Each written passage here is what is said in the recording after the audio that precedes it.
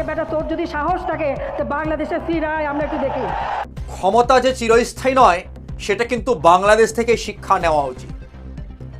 যেই তারেক রহমান 17 বছর বিদেশের মাটিতে কাটিয়েছেন শুধুমাত্র শেখ হাসিনার ভয়ে, যেই তারেক রহমানের মা প্রাক্তন প্রধানমন্ত্রী প্রয়াত খালেদা জিয়া জেলবন্দি ছিলেন শেখ হাসিনার কারণে, সেই শেখ হাসিনা এখন ভারতের মাটিতে লুকিয়ে রয়েছেন। এখন তিনি গোপন আস্থানায় ভারতে লুকিয়ে রয়েছেন।